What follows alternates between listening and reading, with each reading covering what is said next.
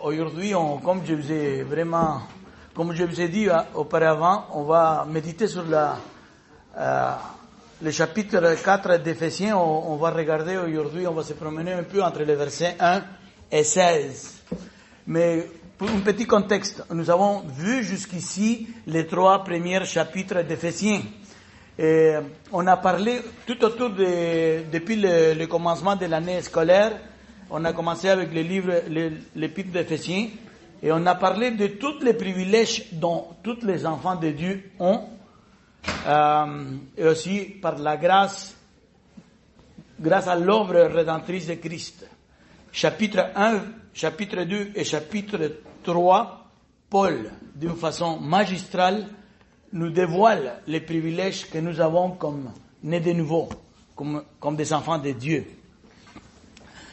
C'est ce qu'on a vu pendant les 3 premiers chapitres, et voici, je vais nommer quelques-unes seulement. Il y en a plusieurs autres, mais je vais nommer quelques-unes en guise d'introduction. Et j'espère que c'est ce que je vais vous donner, ça va résonner comme des musiques pour vos oreilles, parce que ça c'est vos privilèges comme des enfants de Dieu. Premièrement, on a déjà étudié que nous avons une nouvelle identité en Christ. On a vu ça dans le chapitre 1. La parole aussi, dans l'Épître, nous dit que nous sommes sauvés par grâce, par les moyens de la foi, et tout ça par amour. Ça vous appartient, hein? Ça m'appartient et ça vous appartient aussi. Et la parole nous a dit que nous avons l'assurance d'avoir l'Esprit Saint, que nous sommes, la parole déclare que nous sommes temple du Saint-Esprit, n'est-ce pas? Et ça, c'est la garantie de notre héritage. La parole aussi, pendant ces 3 chapitres, nous a dit que nous avons le pardon des péchés. Quel privilège! Nous avons le pardon des péchés. Et aussi, la parole nous a enseigné, pendant ces 3 chapitres, que Dieu a fait un seul homme nouveau, des Juifs et des païens. Et finalement, il y en a plusieurs autres, mais c'est celle que j'ai choisie, et celle que ça me semble la plus intéressante. La parole nous dit que nous avons été mis à part afin que nous servions à célébrer sa gloire. Comme des chrétiens, vous avez été mis à part afin de célébrer sa gloire. Et ça, vous devez l'avoir toujours dans la tête. Vous avez été mis à part. Êtes-vous content de tous ces privilèges dont on a parlé, chapitre 1, chapitre 2, chapitre 3? J'étais pas là, mais je sais qu'Yvon a fait son travail, Richard, des autres professeurs ils ont fait ça. Notre âme est contente. C'est bon. Notre âme est contente, dans le corps. Le corps, non. Mais je vais te dire une chose. La parole déclare que nous sommes le corps de Christ. On les laisse comme ça, mais nous sommes le corps de Christ. Ok. Mais aussi, ça, c'est des privilèges qu'on a reçus selon la parole comme nés de nouveau. Mais tous les privilèges dans la vie viennent avec des responsabilités. Et l'Épître aux Éphésiens, les 3 premiers versets nous parlent de tous les privilèges. Et on finit le chapitre 3 avec la poitrine gonflée. On est des enfants de Dieu, on a tous ces privilèges. Mais à partir du chapitre 4, Paul veut qu'on puisse savoir comment exercer nos responsabilités. Chapitre 4, 5 et 6, c'est ça qu'on va parler. J'aimerais prêter votre attention et lire chapitre 4, versets 1, 2 et 3. La parole dit comme suit. Je vous exhorte donc, moi, les prisonniers dans le Seigneur, à marcher d'une manière digne de la vocation qui vous a été adressée, en toute humilité et douceur, avec patience, vous supportant les uns les autres avec charité, vous efforçant de conserver l'unité de l'esprit par les liens de la paix. C'est de cette façon que Paul commence le chapitre 4. Et le verset 1 est le point tournant de tout le reste de l'épître. Parce que il commence avec un mot de liaison. Je vous exhorte donc. Et ça fait tout le changement des privilèges à responsabilité. Je vous exhorte donc, dans des autres versions, par exemple la Bible français courant, nous dit « Je vous en supplie ». La Bible de Semeur, si vous savez cette traduction, nous dit « Je vous demande donc instamment ». Alors, Paul ici fait une demande qui requiert urgence. Ok, il n'est pas en train de dire, écoutez, faites ça quand vous allez avoir 1 minute dans votre agenda pendant la semaine. Non, non, non, non. Il dit quelque chose qui requiert urgence. Alors, je vous exhorte donc à quoi? Ça, c'est la question qu'on doit se poser. Je vous exhorte donc à marcher. Et ça, c'est un verbe d'action. Ça, c'est un verbe qui est mis ici en impératif. Alors, c'est non seulement une urgence, c'est un ordre. Vous voyez comment Paul commence à développer sa pensée. Je vous exhorte donc à marcher. Et c'est pas la première fois que Paul va utiliser le mot marcher, le verbe marcher dans l'épître. Juste pour vous donner quelques exemples, je vais vous lire chapitre 2, versets 1 et 2. Vous étiez morts par vos offenses et par vos péchés, dans lesquels vous marchiez autrefois. Il a utilisé dans les versets 2 du chapitre 2. Éphésiens 2, verset 10. Qu'est-ce qu'il dit? Car nous sommes son ouvrage ayant été créé en Jésus-Christ pour de bonnes œuvres que Dieu a préparées d'avance afin que nous les pratiquions. Vous dites, c'est où le mot marcher? Mais dans une autre version, dans la version de Martin Bible ou Darby Bible, la parole nous dit qu'il utilise afin que nous marchions en elle. Je ne vais pas vous lire toute la traduction, mais à la fin, Darby Bible dit afin que nous marchions en elle. Aussi, 4:17. 4:17 pour voir le mot marcher. Voici donc ce que je dis et ce que je déclare dans le Seigneur. C'est que vous ne devez plus marcher comme les païens qui marchent selon la vanité de leurs pensées. Et finalement, il y en a quelques autres, mais je vais nommer une dernière. Éphésiens chapitre 5, verset 2, la parole nous demande de marcher dans la vérité. Comme vous voyez, Paul a déjà utilisé le mot marcher, qu'il utilise dans le verset 4, chapitre 4, verset 1. Je vous exhorte donc à marcher. La question suivante, c'est comment? Je vous exhorte donc à marcher, mais comment nous devons marcher? La parole nous dit que nous devons marcher d'une manière digne de la vocation qui vous a été adressée, qui m'a été adressée et qui vous a été adressée. La question qui suit, parce qu'on va se poser plusieurs questions aujourd'hui, c'est quoi ces vocations-là? Parce que si vous devez marcher selon la vocation dont vous a été adressé, c'est quoi ces vocations-là? La vocation dont ça nous a été adressé, c'est que nous sommes appelés à être d'enfants de Dieu. Nous sommes des enfants. Et ça, c'est notre vocation, être d'enfants de Dieu. Et pourquoi Paul nous exhorte à marcher selon notre nouvelle identité? Parce que la parole déclare clairement que nous sommes de nouvelles créatures. Et c'est pour ça que nous devons marcher selon la vocation dont nous a été adressé. C'est quoi la vocation? Nous sommes des enfants de Dieu. Nous devons nous comporter comme des enfants de Dieu. C'est ce que Paul veut nous dire. Aujourd'hui, vous et moi, nous avons des responsabilités. Tous ceux qui se disent enfants de Dieu ont des responsabilités envers plusieurs domaines de la vie. Et vous voyez, si on décortique un peu les 3 chapitres à venir, vous allez voir que dans le chapitre 4, verset 17, jusqu'à le chapitre 5, verset 21, Paul va nous dire comment nous devons marcher d'une façon digne devant ceux qui ne sont pas chrétiens, devant les païens, ceux qui ne sont pas nés de nouveau. En fait, la parole va nous dire que nous ne devons pas faire comme eux. Dans le chapitre 5, verset 22, au chapitre 6, verset 9, Paul va nous dire comment nous devons marcher d'une façon digne avec nos relations dans les foyers. Mari et femme, papa et fils, et aussi il va aller un peu plus loin, employeur et employé. Ça, c'est des responsabilités que nous avons.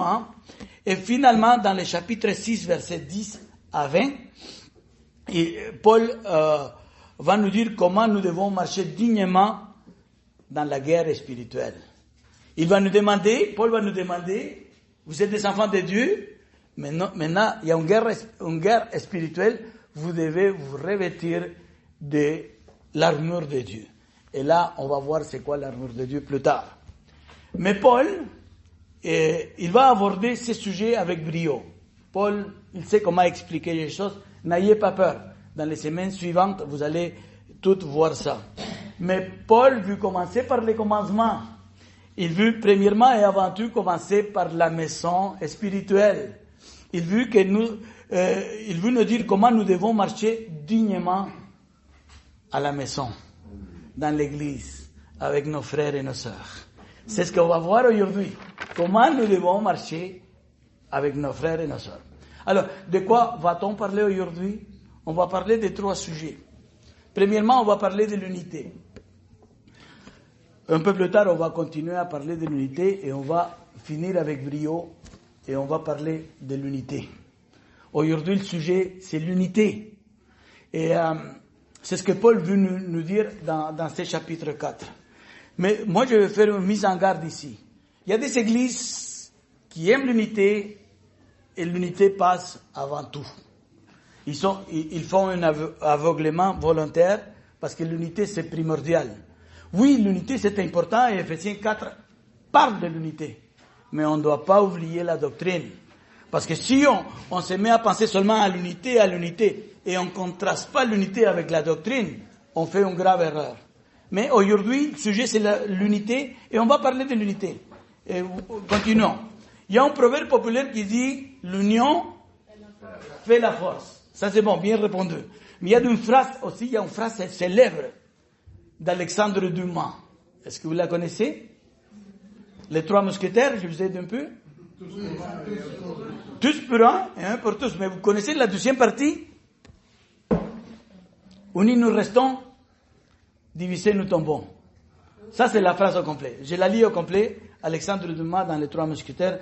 Tous pour un et un pour tous. Unis nous restons, divisés nous tombons. Église Emmanuel, je vous parle, il faut à tout prix éviter la division dans l'église. Mettez ça dans la tête. Il faut à tout prix éviter la division dans l'église. Savez-vous que le diable, il y a aussi ces phrases célèbres, parce qu'il imite tout. Le diable, il y a une phrase célèbre, que peut-être vous la connaissez. Divide pour régner. Hein? Diviser pour régner. Cette phrase-là a été attribuée, plusieurs l'attribuent à Jules César, il y a des autres qui l'attribuent à Philippe II de Macédoine, mais en tout cas, c'est une phrase avec une teinte machiavélique, n'est-ce pas? Vous savez, c'est qui Machiavel? Machiavel, c'est un auteur qui a écrit Les Princes et l'art de la guerre. Machiavel n'a pas utilisé ces mots divide pour régner, mais il l'a très bien inclus dans ses œuvres. Si vous lisez l'art de la guerre, il vous explique comment faire tomber un gouvernement en mettant la division. C'est ça, mais on ne va pas parler du diable. On va pas parler du diable. Verset 3. Verset 3, j'aimerais prendre votre attention pour que vous lisiez verset 3. Vous efforçant à conserver l'unité de l'esprit par les liens de la paix. C'est ce que nous devons faire. Vous efforçant à conserver l'unité de l'esprit. Nous sommes appelés à conserver l'unité de l'esprit par les liens de la paix. C'est ce que Paul nous demande. Mais comment? Parce que Paul nous demande de faire quelque chose, mais il nous donne les outils aussi pour pouvoir la conserver. Il nous parle, verset 2, clairement il nous dit, en toute humilité et douceur, avec patience, vous supportant les unes et les autres avec charité. Alors, il nous donne 3 vertus pour contrecarrer ou pour conserver l'unité dans l'Église. Premièrement, l'humilité. Deuxièmement, la douceur. Et finalement, la patience. La première, l'humilité. Je vais la définir un peu à la négative pour qu'on puisse comprendre mieux. L'humilité est l'opposé de l'arrogance. Et c'est quoi l'arrogance? L'arrogance fait de l'homme quelqu'un qui cherche à démontrer sa force. Une personne arrogante va toujours vouloir démontrer sa force, à démontrer son macho en lui ou en elle. Parce que je suis en train, même si j'ai mon nom macho, je suis en train de parler à l'homme en générique. Tous les hommes. Au contraire, l'humilité démontre la capacité de Quand on est humble, on démontre la capacité de nous maîtriser, de contrôler notre colère. Quand on est humble, on contrôle notre colère, on contrôle notre esprit. Je vais vous donner un exemple, l'exemple ultime d'humilité. Et ça, c'est le verset dont je vais lire. Il vous fait un appel à vous et à moi. Regardez, Philippiens 2, verset 5 à 8. La parole commence à dire ça. Ayez en vous la même pensée qui était en Christ. C'est une demande pour vous et pour moi. Ayez en vous la même pensée qui était en Christ. Lui dont la condition était celle de Dieu. Il n'a pas estimé comme une proie arrachée d'être égal à Dieu, mais il s'est dépouillé lui-même en prenant la condition d'esclave, en devenant semblable aux hommes. Après s'être trouvé dans la situation d'un homme, il s'est humilié lui-même en devenant obéissant jusqu'à la mort sur la croix. Christ est l'exemple ultime d'humilité. Lui, il est notre exemple. Et il dit que nous devons avoir ces mêmes pensées que Christ a eues. Alors, c'est pour vous et pour moi. Nous devons être humbles, premièrement, devant Dieu. Êtes-vous chrétiens tous ici? Vous avez tous accepté le Seigneur? Alors vous devez être humbles devant Dieu. Vous savez pourquoi? Parce qu'il vous a donné le salut. Et vous n'avez rien fait. Il vous a cherché premièrement. Il vous a élu. Il vous a aimé en premier. Vous n'avez pas aimé Dieu. Il vous a aimé en premier. Alors vous n'avez rien fait. Et c'est pour ça que nous devons être humbles, premièrement devant Dieu. Mais nous devons être humbles aussi devant nos semblables. Celui qui cherche à... écouter Dieu pour que... Oui. Pour qu'on lui montre son amour. Amen. Amen. Celui qui est humble cherche toujours la restauration. Si vous êtes une personne qui cherche toujours la restauration de l'amitié, de la communion, vous êtes en train d'exercer ces vertus. L'humilité. La personne qui est humble, il fait tout pour promouvoir l'unité dans l'Église. Et c'est la parole qui nous demande à être humble. Faisons attention à l'arrogance et à l'orgueil. Vous savez pourquoi? Parce que l'arrogance et l'orgueil détruisent l'unité. Faisons attention avec ces deux mauvais comportements, arrogant et orgueil. Mes frères et sœurs, pour faire une chicane, ça en prend combien de personnes? Ça en prend 2. Pour faire une chicane, ça en prend 2 personnes. Et moi, je vous exhorte que vous ne devez pas être une de ces personnes. Vous devez tout faire pour promouvoir l'unité dans l'Église. Ne soyez pas arrogants, ne soyez pas orgueilleux. Vous devez être humble, comme la parole nous demande. Ça, c'est la première vertu. La deuxième vertu nous dit la douceur. La parole en Matthieu 11, 29 nous dit « Prenez mon joug sur vous et recevez mes instructions, car je suis doux et humble du cœur, et vous trouverez du repos pour vos âmes. » C'est le mot de Jésus-Christ. Et vous voyez que la douceur et l'humilité vont toujours ensemble. Une personne qui est humble, généralement, elle est douce. Ok? Ils vont ensemble. Matthieu 5. Heureux ceux qui sont doux, car ils hériteront la terre, dit dans Matthieu. La personne qui est douce ne revendique jamais ses droits. Elle ne revendique jamais ses droits parce que cette personne-là met sa confiance en Dieu. Parce que la personne sait que Dieu fait justice. La personne douce n'est pas égoïste. Elle ne prend pas la première place. En fait, la personne qui est douce, elle donne place aux autres. Il ne cherche pas la première place. Et cette sorte de personnes que nous avons déjà dans l'Église, sans le savoir, promouvoient l'unité. Parce qu'ils ne font pas ça exprès. Ils sont déjà comme ça.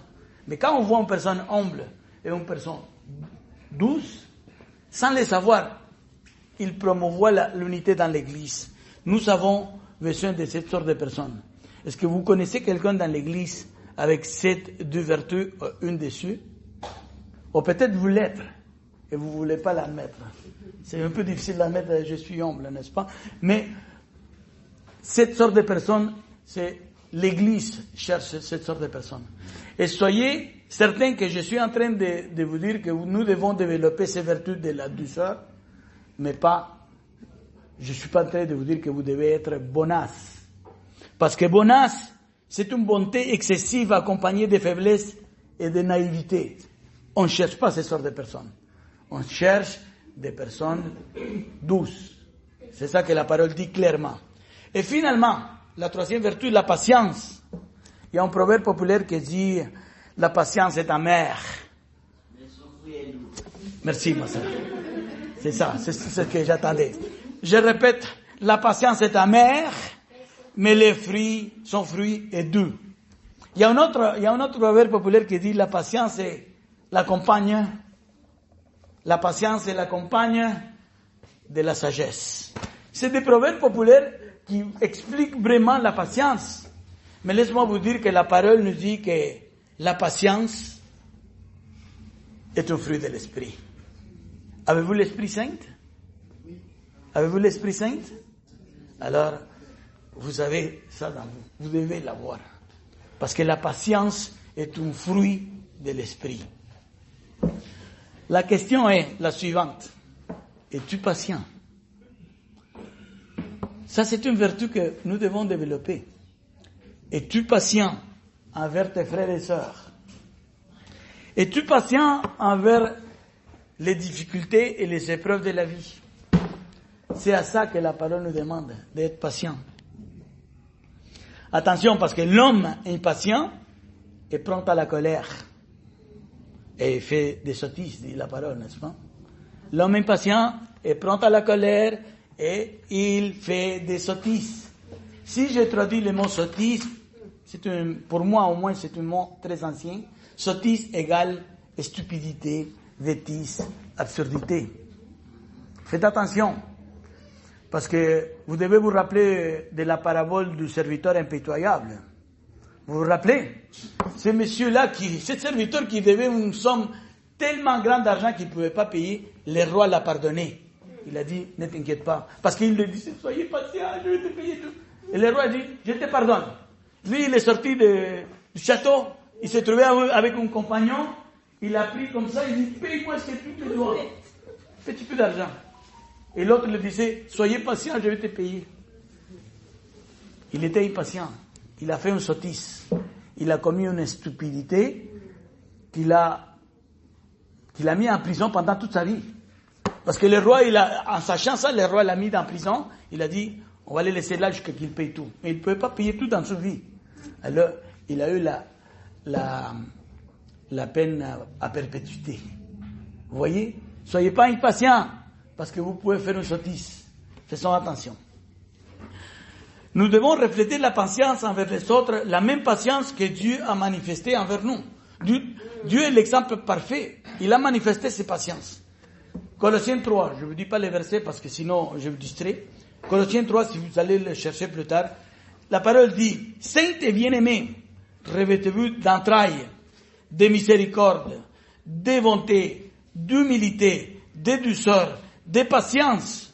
Supportez-vous les uns les autres, mais par-dessus toutes les choses, revêtez-vous de l'amour qui est le lien de la perfection. » Ça, c'est notre Dieu. Et il nous demande ça. 2 Pierre 3, vous le connaissez très bien. Le Seigneur ne tarde pas l'accomplissement de la promesse, mais il use de patience, ne voulant qu'aucun périsse, mais que tous arrivent à la repentance. Dieu est très patient envers nous. Et c'est ça qu'il nous demande.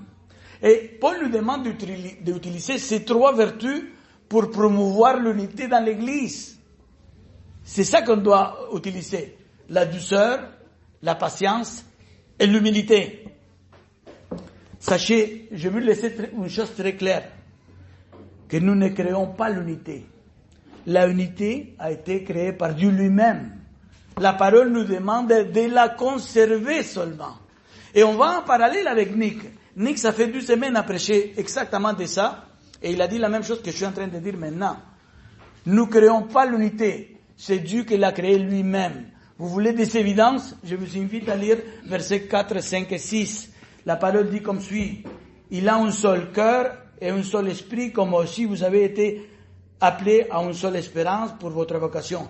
Il y a un seul Seigneur, une seule foi, un seul baptême, un seul Dieu et Père de tous, qui est au-dessus de tous, parmi tous et en tous.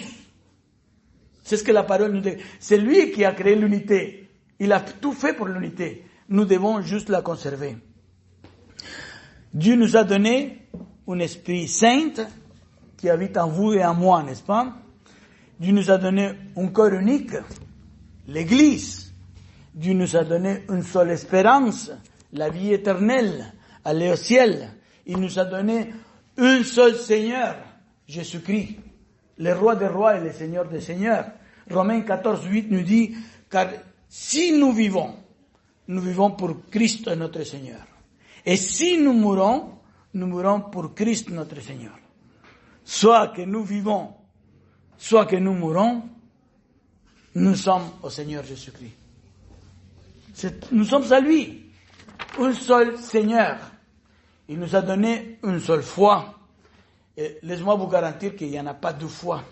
Il n'y en a pas deux sortes de foi. Vous savez pourquoi? Parce que nous avons seulement un seul Seigneur. On ne peut pas avoir deux foi. Il nous a donné un seul baptême pour s'identifier au corps de Christ. 1 Corinthiens 12, 13 nous dit, et nous tous, juifs et non-juifs, vous êtes là, esclaves et hommes libres, nous avons été baptisés pour former un seul cœur, par le même esprit, et nous avons tous eu à voir de ce seul esprit. Nous avons un seul Dieu et Père. Philippiens 4, 20 nous dit, à notre Dieu et Père soit la gloire au siècle des siècles. Amen.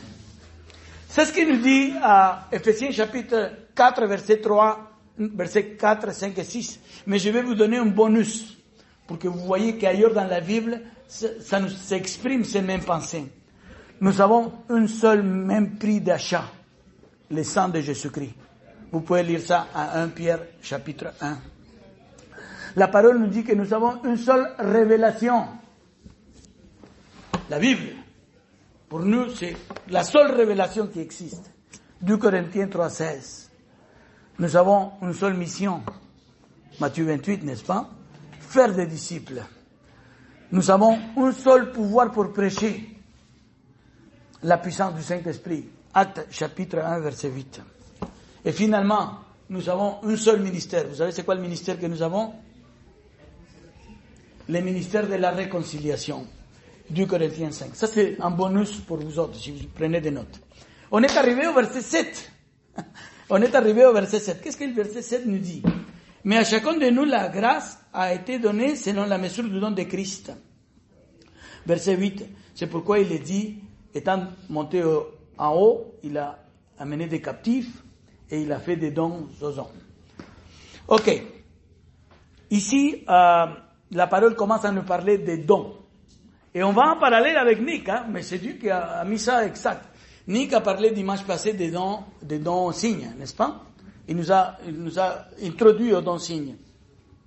Et la parole nous dit que Dieu a réparti les dons aux hommes, n'est-ce pas?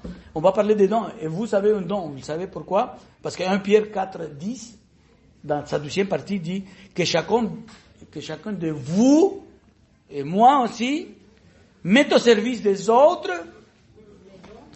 les dons qu'il a reçus. Alors, j'étais dernièrement avec un chrétien qui ne savait pas qu'il y avait un don. J'ai dit, as-tu accepté le Seigneur? Oui.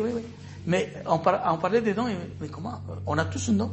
J'ai dû expliquer un petit peu, mais vous voyez, c'est très important que vous sachiez que si vous avez accepté Christ, vous avez déjà minimum un don. Vous devez savoir c'est quoi, ou vous devez faire la recherche.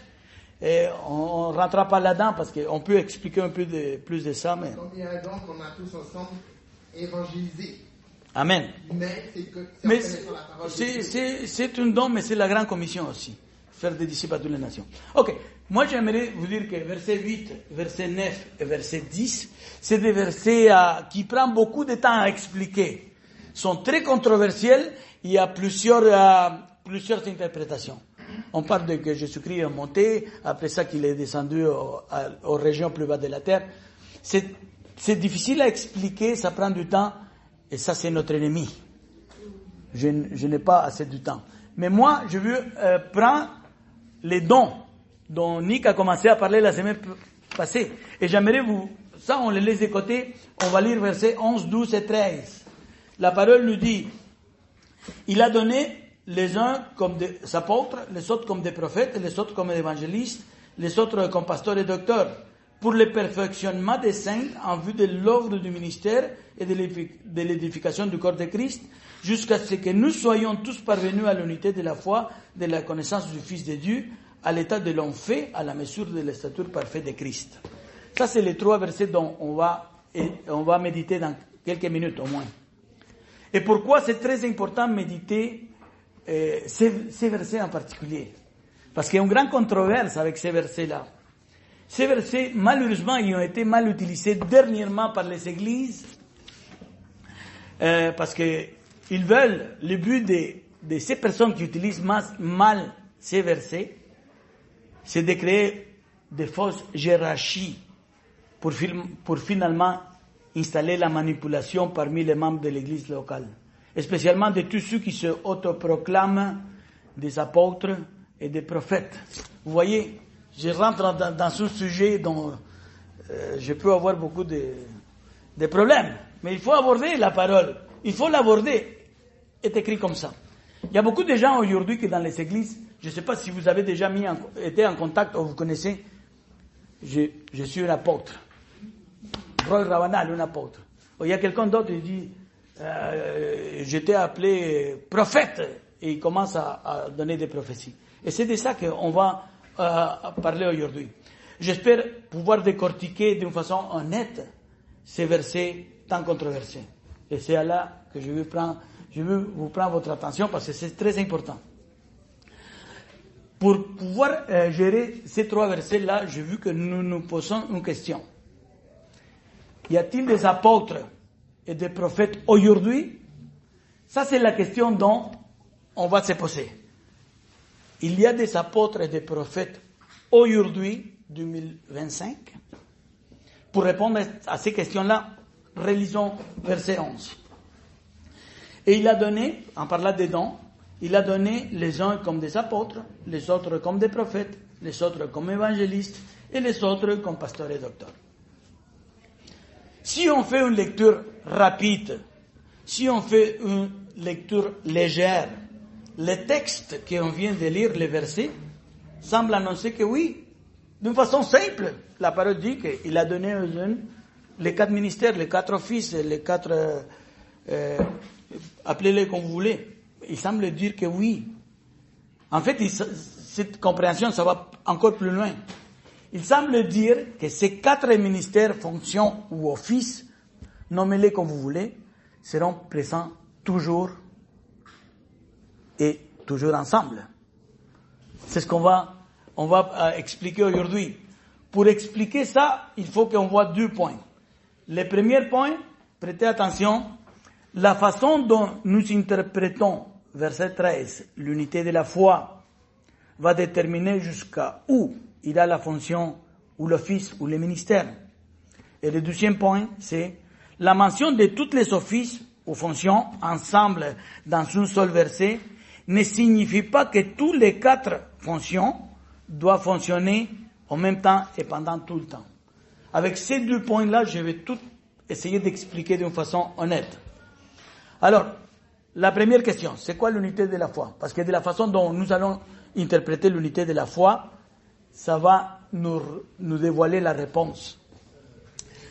L'unité de la foi, je rentre dans une partie que je dois tisser pas mal tranquille. Ok? L'unité de la foi. Dans un niveau micro, mettons dans l'église Emmanuel, on est tous unis par la même foi, parce qu'on est unis par la foi. Nick prêche, la personne qui prêche 52 sermons devant la congrégation, il faut ensemble qu'ils prêchent pour qu'on soit unis dans la foi. moi, j'ai le privilège avec Pierre Gagnon de donner un cours de membres, dont on s'assure de dévoiler nos croyances à tous ceux qui veulent devenir membres. On veut qu'ils soient dans la même voie. Et au niveau micro, oui, dans cette église, on est unis par la foi. Nous pensons tous la même chose dans les doctrines principales. Mais moi, j'ai vu élargir la question. J'ai vu élargir davantage les champs de vision. Et moi, j'aimerais qu'on aille pas dans les micros, parce qu'ici, tout est contrôlé. Dans les macros. Mondialement. Et pourquoi pas d'une façon universelle. Parce que Dieu a créé l'univers, n'est-ce pas? C'est quoi l'unité de la foi? L'unité de la foi signifie-t-il qu'on doit avoir une seule religion? On a changé à niveau macro, universel. Est-ce que ça signifie-t-il ça? Mon Dieu, ça passe vite. Ça signifie-t-il que les dénominations doivent disparaître? Baptiste, presbytérien, pentecôtiste, anglican, méthodiste. Je ne peux pas te donner la parole, je t'ai déjà averti. Maintenant, parce qu'à la fin, je vais parler avec toi. Est-ce que ça veut dire ça? L'unité de la foi, ça signifie-t-il peut-être que nous devons arriver à un écuménisme parfait? C'est ce que ça veut dire? Certainement pas. L'unité de la foi, et je vais m'expliquer. Je vais m'expliquer d'une façon comme ça. Quand est-ce que l'épître aux Éphésiens a été écrite? Selon les connaisseurs, entre l'année 60 et 62, d'après Jésus-Christ. C'était quoi le dernier livre de la Bible qui a été écrit? Apocalypse par qui? Jean. Par Jean. Et vous savez dans quelle année? Ah, là tu dois... 160, non. 96. Selon les connaisseurs, moi je suis en train juste de prendre le texte des connaisseurs. L'Apocalypse a été écrit, c'est le dernier livre qui a été écrit par Jean, a été écrit dans l'année 96. Alors l'unité de la foi, et je m'explique, a été accomplie dans l'année 96 selon les experts. Mes frères et sœurs, l'unité de la foi est nulle autre que l'unité doctrinale dont Charles-Olivier a déjà parlé. La Bible fermée nous montre la volonté de Dieu, nous montre les doctrines. Imaginez-vous par une seconde que la Bible serait encore ouverte en train de s'écrire. Je ne veux même pas m'imaginer. Si la Bible n'est pas fermée aujourd'hui, si le canon n'est pas fait, je n'ose même pas m'imaginer en quelle sorte de doctrine on aurait partout dans le monde. Mais la Bible, heureusement, est fermée. Saviez-vous que les premières traces de la Bible telle qu'on la connaît avec ses 66 livres a été découverte telle que vous la connaissez en 393 d'après Jésus-Christ? Telle qu'elle est, en 393. Et elle a été dit par les canons dans les conciles de Carthage 5 ans plus tard, 397. Les catholiques, de son côté, l'ont déclaré un dogme de la foi l'année 1546, dans les conciles de Trente. À quoi je veux en venir, mes frères? Que la révélation complète est fermée. En ayant ça, nous ne pouvons plus discuter de la non-existence de Dieu, non plus de la divinité de Christ. Jésus-Christ est Dieu et nous sommes sauvés par la foi et la foi seule. La Bible, à partir de la Genèse et jusqu'à l'Apocalypse, nous donne la garantie de la volonté de Dieu. Que tu sois prémillénialiste, que tu sois amillénialiste, que tu crois que tu as été prédestiné ou non, ça change à rien. Car pour tous ceux qui on a cru en Christ, nous n'avons pas de discussion. Nous avons un seul esprit, nous appartenons à un seul corps, nous avons une seule espérance, nous servons un seul Seigneur, nous déclarons une seule foi, nous avons un seul baptême et nous avons un seul Dieu et Père de tous qui est au-dessus de tous et parmi tous et en tous. Il n'y a pas de discussion.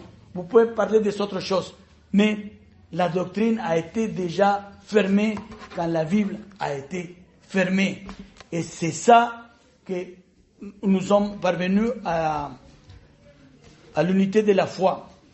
Et moi, nous avons parvenu à l'unité de la foi grâce au travail qui ont été déjà fait par les apôtres et les prophètes et qui continue à se faire par les évangélistes, pasteurs et docteurs. Et je vais m'expliquer, ça c'est mon deuxième point. La mention de toutes les fonctions dans un seul verset ne signifie pas que les 4 fonctions doivent fonctionner en même temps pendant tout le temps. Dans l'Ancien Testament, il y en avait 3 offices, 3 ministères ou 3 fonctions, appelez-les comme vous voulez. Les juges, les prophètes et les sacerdotes sacrificateurs. C'est les 3 fonctions. Et moi, j'aimerais paraphraser le verset 11 ici avec les 3 offices de l'Ancien Testament. Ça dirait comme ça. Il a donné les uns juges comme juges, les autres comme prophètes et les autres comme sacrificateurs. C'est ce que dirait le verset 11 si on le mettrait à l'Ancien Testament.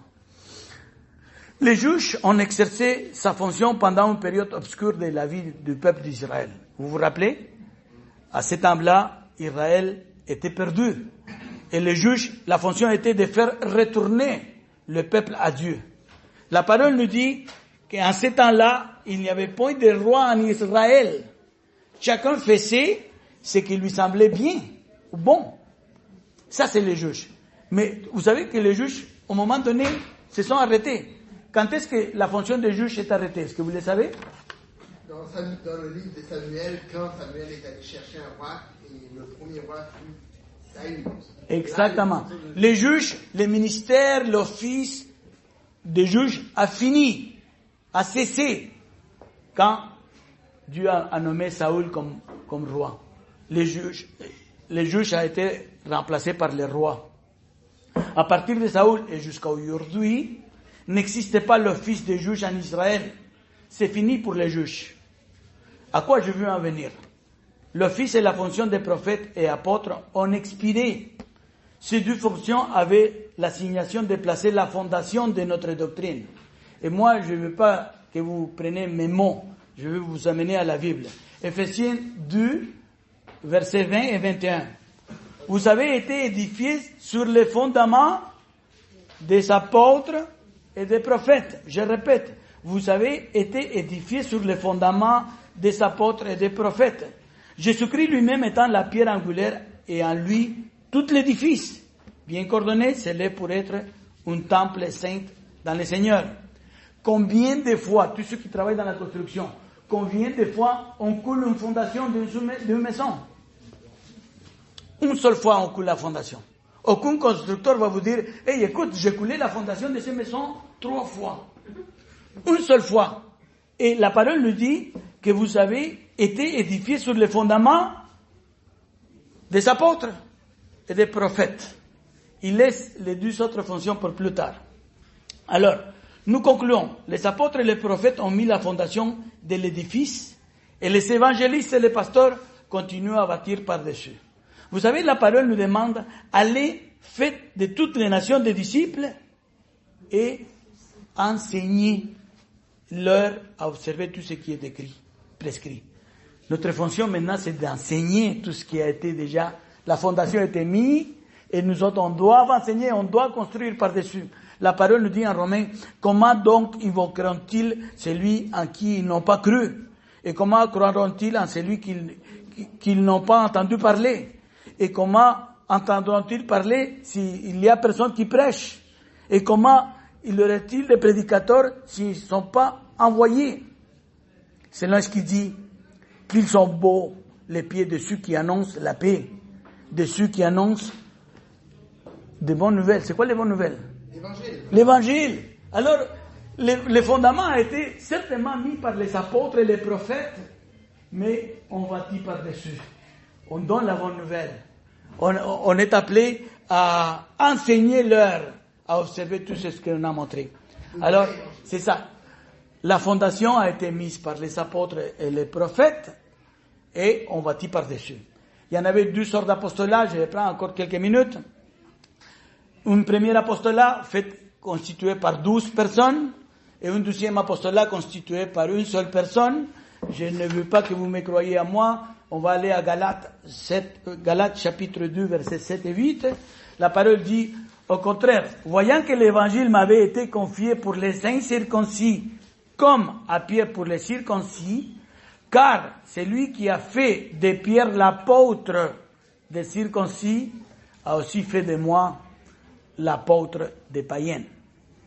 Deux sortes d'apostolat. Un apostolat constitué de 12 personnes. Luc 6,13 nous dit, quand le jour parut, il appela ses disciples et il a choisi 12 auxquels il donna le nom des apôtres. C'est qui il? Jésus. On connaît l'histoire. Il y en a un qui s'est suicidé, Judas, mais il a été tout de suite remplacé par Matthias. Actes chapitre 1, verset 26. Le nombre devait être 12. Alors, ils étaient exactement faits pour les circoncis. Matthieu 10, verset 5 nous dit, tels sont les 12 qui Jésus envoya après leur avoir donné les instructions suivantes. Regardez cet apostolat, l'apostolat des circoncis. La parole nous dit, n'allez pas vers les païens et n'entrez pas dans les villes des Samaritains. Alors cet apostolat était pour les circoncis. Il y en avait un autre apostolat pour les non-circoncis ou les incirconcis.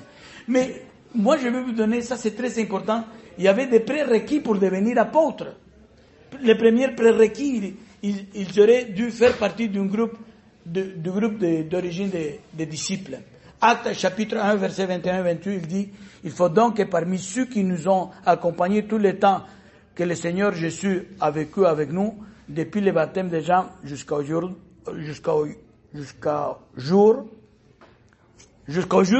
où il a été enlevé du milieu de nous. Il devait faire partie des disciples qui ont accompagné à Jésus depuis le début. Ça, c'est une des premières prérequis. Deuxième prérequis, c'est il devait être témoin de la résurrection. Et je lis Acte 1, 22. Il dit, il y en est un qui nous soit associé comme témoin de sa résurrection. Connaissez-vous quelqu'un aujourd'hui qui faisait partie des apôtres, des disciples qui connaissaient Jésus depuis le début? Ça n'existait pas. Connaissez-vous quelqu'un qui se nomme apôtre, qui a été témoin de la résurrection de Christ? Ça n'existait pas. Alors, d'un autre côté, l'apostolat des incirconcis a été donné à Paul, un seul homme.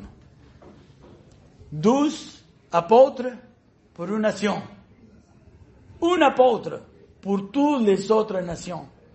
Paul est l'apôtre des gentils. En fait, on pourrait dire, c'est notre apôtre. C'est notre apôtre.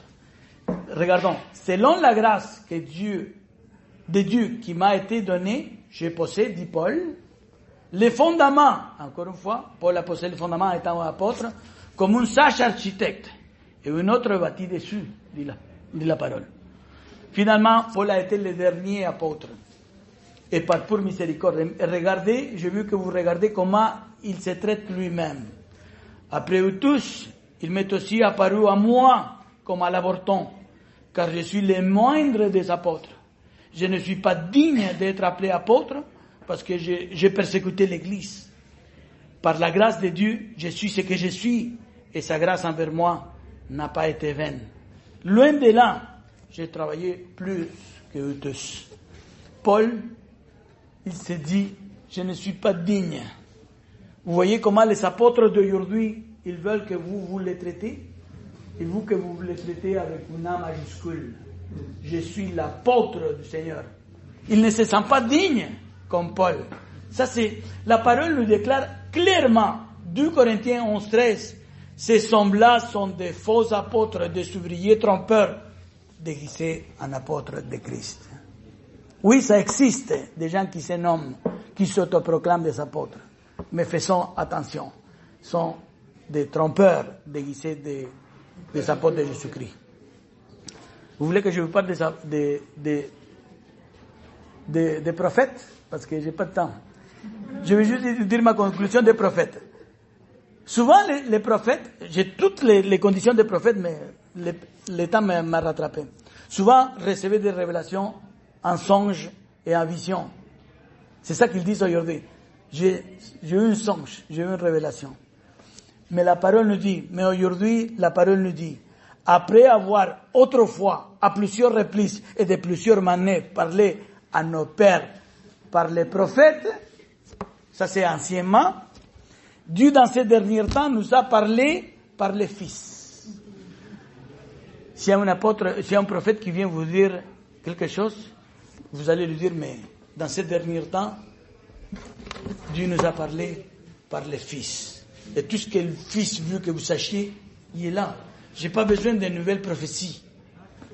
Luc 16 nous dit, la loi et les prophètes ont subsisté jusqu'à Jean-Baptiste, certainement, depuis lors le royaume de Dieu est annoncé. Est annoncé par qui? Par les évangélistes, et par les pasteurs et docteurs.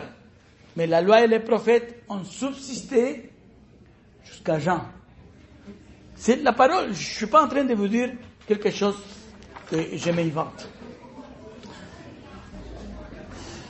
Vous me donnez 5 minutes? Parce que je veux finir 5 minutes. On a parlé de l'unité de l'esprit au début de cette séance. On vient de finir l'unité de la foi, que c'est la doctrine. Et moi, je vais vous parler 5 minutes de l'unité du corps. L'unité du corps, je l'ai écrit ici, sur une autre version, parce que cette version-là, je la comprends mieux, c'est plus proche à l'espagnol. Ok? Lisez avec moi, duquel tous les corps bien ajustés, et serrés ensemble par toutes les jointures du fournissement, prend l'accroissement du corps selon la vigueur qui est dans la mesure de chaque partie pour l'édification de soi-même en charité. Vous lisez ça en verset 16, c'est le dernier verset de la partie dont je suis responsable aujourd'hui. La parole nous dit que la qualité de l'union doit être d'une qualité supérieure. La parole nous dit que bien ajusté et serré ensemble. Toutes les parties du corps doivent être bien ajustées et serrées ensemble. C'est pas ensemblé n'importe comment avec 2 vis et un petit peu de colle de charpentier. C'est quelque chose qui doit être bien serré et ajusté. Bien, mettons, dans le métal, très bien soudé. Mais la Bible ne dit pas duquel tous les corps bien ajustés et serrés par tous les organes majeurs, n'est-ce pas? Il dit pas ça. Par exemple, par les cœurs, on n'est pas serré et ajusté ensemble par les cœurs, par les foies, par les pancréas, par les poumons. La parole nous déclare qu'on doit être serré, ajusté bien ensemble par quoi? La doctrine. Non, qu'est-ce qu'il dit ici? Par les jointures, par les articulations. Vous savez, Rosa est une petite articulation. Oui, On est tous des articulations pour faire pour les jointures du fournissement. Alors, à quoi je veux en venir? L'unité de l'Église dépend de toutes les petites articulations dont vous faites partie. Et quand quelque chose va mal dans l'Église, il y a plusieurs églises qui disent « Ah, c'est le leadership de l'Église qui ne sait pas comment gérer l'Église. C'est le pasteur qui est en train de prêcher. C'est pour ça que l'Église commence à détruire l'unité. » La responsabilité, c'est pas des organes majeurs. La responsabilité d'être unis, bien serrés et ajustés, ça dépend des articulations dont vous faites partie. Alors, vous avez la responsabilité de que nous soyons toujours ensemble. La responsabilité retombe sur vous et sur moi. N'essayons pas de blâmer quelqu'un d'autre. S'il y a quelque chose qui arrive à l'Église, c'est vous. La parole nous dit clairement que nous devons faire l'union. Je veux vraiment raccourcir. Je vais vous dire une chose. Je finis avec ça. Avec une exhortation. Dois-tu te réconcilier avec une sœur ou un frère dans la foi? Pensez-y au moment donné. Parlez bien de l'union de l'Église. Parce que nous devons la conserver. Si vous avez quelque chose avec votre frère ou votre sœur dans la foi, et on va l'élargir avec quelqu'un de ta famille charnelle, la parole te demande de conserver l'unité. C'est ta responsabilité. Tu fais partie des articulations du fournissement. Et tu es en train d'utiliser ton don. Si tu es déjà en train d'utiliser ton don, gloire à Dieu. Mais si tu n'es pas en train d'utiliser ton don, sachez que le corps n'est pas bien ajusté. Parce que tu ne l'utilises pas. Alors, utilise ton don. Es-tu conscient que tu es responsable de l'unité du corps? Nous devons être conscients que nous sommes responsables à chacun de nous, même si on est une petite partie de l'articulation. Ne soyez pas comme l'appendice. Vous savez à quoi sert l'appendice dans le corps? Quelqu'un a eu de l'appendicite? Mais vous savez c'est quoi? L'appendice sert à rien. L'appendice dans le corps sert à aller à l'hôpital d'urgence. C'est pas, toutes les fois que j'entends de l'appendice, je suis allé à l'hôpital, j'ai presque mouru à cause de l'appendice. Ne soyez pas l'appendice. Vous devez promouvoir et conserver l'unité. J'ai fini avec ces mots bibliques. Évitez les disputes des mots, mes frères, qui ne servent qu'à la ruine de ceux qui l'écoutent. Je vous appelle à vous, ça c'est pour vous. Efforce-toi de te présenter devant Dieu comme un homme éprouvé, un ouvrier qui n'a point à rougir, qui dispense droitement la parole de vérité. C'est ce que la parole te demande. Et c'est avec ça que je termine en disant, Dieu veut qu'on soit unis dans l'Église. Et ça vous appartient à vous et à moi. Que Dieu bénisse et merci pour m'avoir toléré.